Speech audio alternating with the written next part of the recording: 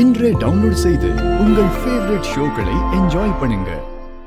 அப்படி யாராவது வந்து உனக்கு ஏன் இன்னும் கல்யாணம் ஆகல என்ன விஷயம்னு கேட்டாங்கன்னா ஜாதகத்துல எனக்கு தோஷம் இருக்கு, அதான் எனக்கு கல்யாணம் ஆகலன்னு சொல்றேன். புரியுதா?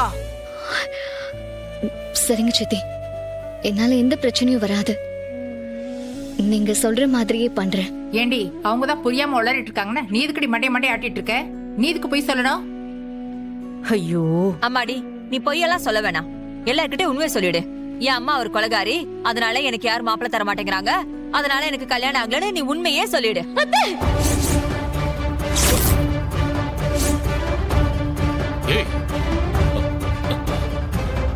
என்னம்மா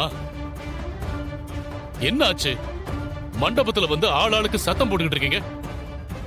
ஒரு நல்ல காரியம் நடக்க போகுது, அந்த நேரத்துல இப்படி எல்லாம் மாப்பிள்ளை வீட்டுக்காரங்க எல்லாம் வர டைம் ஆச்சு, இப்படி நின்னு சண்டை போட்டு எல்லாரும் முன்னாடி அசிங்கப்படுத்தணும்னு ஆசையா? என்ன பண்றீங்க நீங்க? உங்க மக இப்படி மினுக்கிட்டு சுத்துவா, அப்புறம் மாப்பிள்ளை வீட்டுக்காரங்க இவளை பார்த்து என்ன இது யாருன்னு கேட்டா நான் என்ன பதில் சொல்றது? முன்னாடி அசிங்கப்படு. அதுக்கு இப்ப என்ன தாண்டி பண்ண சொல்ற? மாப்பிள்ளை வீட்டுக்காரங்க இங்க வரும்போது அவங்க கண்ணுல படாம எங்கேயாவது தூரமா இருந்தா போதும். ஏய், இப்ப என்ன பண்ணணுங்கிற? அயிலைய ஒரு ரூம்ல வச்சு பூட்டிடணுங்கிறியா? வேண்டாம்ப்பா.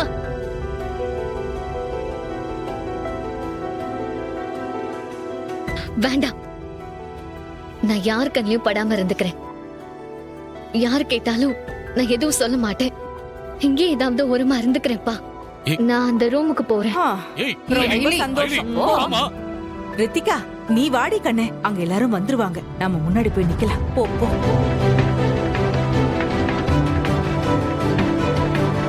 என்னப்பா அக்கா போயிட்டா? அம்மா என்ன அக்காவை இப்படி எல்லாம் பேசுறாங்கன்னு ஒன்னும் புரியல.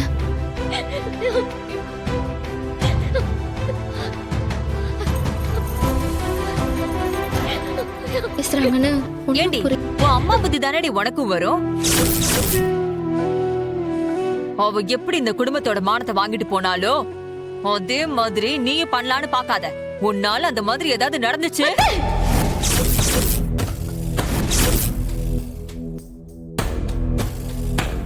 சும்மா எங்க அம்மா தப்பு பண்ணாங்கன்னு சொல்றீங்களே, அப்படி என்னதான் செஞ்சாங்க? தயவு செஞ்சு சொல்லி தோறீங்க.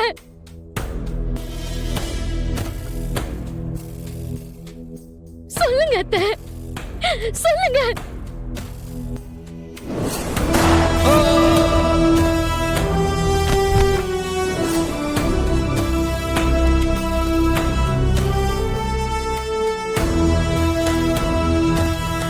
என் வாழ்க்கை கெடுத்த கொலகாரிய பத்தி எத்தனை தடவை தாண்டி சொல்ற?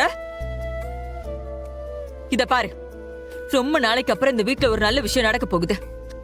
எதையாவது பண்ணி அதை கெடுக்கணும்னு நினைச்ச அப்புறம் நான் மனுஷாவே இருக்க மாட்டேன், சொல்லிட்டேன்.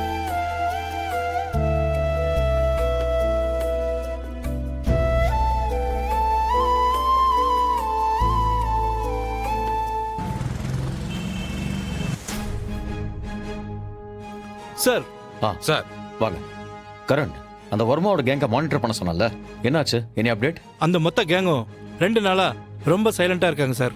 இன்னும் முக்கியமா நீங்க அந்த கபிலன் வீட்டுக்கு போய் அவங்க அக்கா கிட்ட பேசிட்டு வந்ததுல இருந்து தான் இந்த மாதிரி இருக்கு. சிட்டில இல்லீகல் ஆக்டிவிட்டி சம்பந்தமா இந்த 2 டேஸா எந்த கம்ப்ளைண்ட்டும் வரல சார்.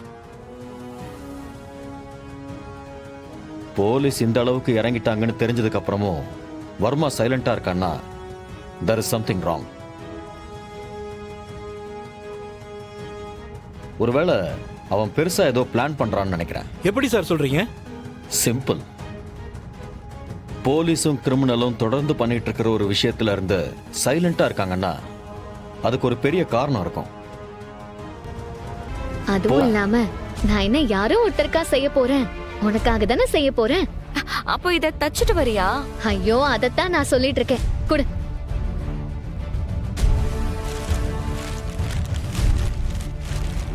சரி, சீக்கிரமா தச்சுட்டு வந்துடுறேன்.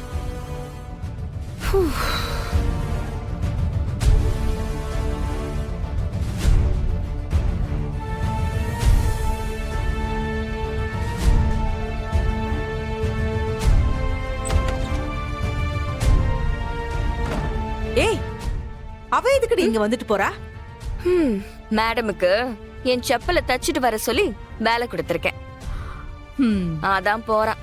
ரித்திகா சரியான வேலை பண்ண. இவளை எல்லாம் இப்படிதான் வைக்க வேண்டிய இடத்துல வைக்கணும்.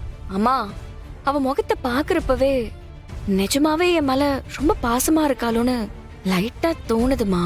ஐயோ ரித்திகா, இவளை எல்லாம் நம்பிடாத. இவளும் அப்படியே அவங்க அம்மா மாதிரி தான். நம்மள நல்லா நம்ப வச்சு நம்ம குடும்பத்தையே கெடுக்க பாப்பாங்க. நீ பாட்டுக்கு நம்பிடாத அவளை. ஐயோ சரி, அதெல்லாம் விடு. சீக்கிரம் ரெடி ஆகு. மாப்பிள்ளை வீட்டுக்காரங்க இன்னும் கொஞ்ச நேரத்துல வந்துருவாங்க. எல்லாமே அழகா இருக்கு. சரி, ஓகே ஓகே.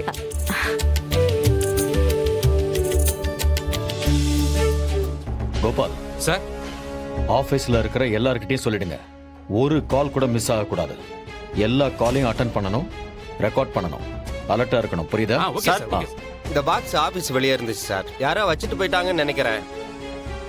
யோ, அதை எடுத்துக்கிட்டு வெளியே போய. வெளியில என்ன இருந்தாலும் தூக்கிட்டு வந்துருவியா? பாம்பு இருக்க போது போய் பாம்பு ஸ்குவாட்ல கொடு. கோபால் சார், எதுக்கு இப்ப பயப்படுறீங்க? அதுல பாம் எல்லாம் இருக்காது. நீங்க அதை ஓபன் பண்ணுங்க ராஜா. Okay sir. சார் வேண்டாம் சார். சார் பயமா இருக்கு சார். ஏங்க எதுக்கு இப்படி பயப்படுறீங்க? ராஜா பாக்ஸை தூக்கிட்டு வரதை நீங்க கவனிச்சீங்கல்ல? அங்க பாருங்க எவ்வளவு வெயிட்லெஸ்ஸா இருக்குன்னு. உள்ள வெயிட் இருந்தா இப்படி தூக்க முடியுமா? அது மட்டும் இல்ல, ராஜா இந்த பாக்ஸை கண்டிப்பா கீழே இருக்கிற மெட்டல் டிடெக்டரை தாண்டி தான் எடுத்துட்டு வந்திருப்பான். இப்படி தூக்க முடியுமா? ஆமா, பாம்பு வைக்கிறவன் எதுக்கு லெட்டர் எழுதி இன்ஃபார்ம் பண்ணிட்டு பண்ணணும்? ஒருவேளை இது ஃபேக் த்ரெட்டா இருக்குமோ? சார், ஒருவேளை நிஜமா இருந்தா என்ன பண்றோம் சார்? இது குழந்தைங்க உயிர் சம்பந்தப்பட்ட விஷயம். இதுல ரிஸ்க் வேணாம் சார். அது சரி, ஆனா ஃபேக்கா இருந்தாலும் நம்ம ஒட்டுமொத்த டீமுக்கும் அது ரிஸ்க் ஆச்சு. சரி, நான் உடனே இதை ஏடிக்கு இன்ஃபார்ம் பண்ணி ஃபாலோ பண்ண சொல்றேன். Okay sir. நீங்க நம்ம டீமை ரெடியா இருக்க சொல்லுங்க. Yes sir. Yes sir.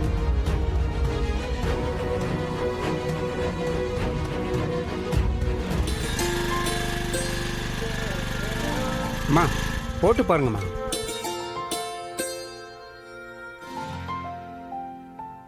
Ayali, எப்படி இருக்க? நல்லா இருக்கேன் அண்ணி. ஆமா, அங்க உன் தங்கச்சிக்கு நிச்சயதார்த்தத்தை வச்சுக்கிட்டு நீ இங்க என்ன பண்ணிட்டு இருக்க? இல்ல அண்ணி, ரித்திகாவோட செருப்பு அருந்துருச்சு, அதான் தைச்சிட்டு போலான்னு வந்தேன். ஏன் இந்த வேலைய வேற யாரும் பார்க்க மாட்டாங்களா? சித்தி குடும்பங்கிறது இதானா? என்ன நீ உளறிட்டு இருக்கீங்க? உங்க அம்மா போனதுக்கு அப்புறம் உன்னை மக மாதிரி பாத்துக்குவான்னு தான் அந்த ஜமுனாவை உங்க அப்பா 2வது தரமா கட்டிக்கிட்டாரு.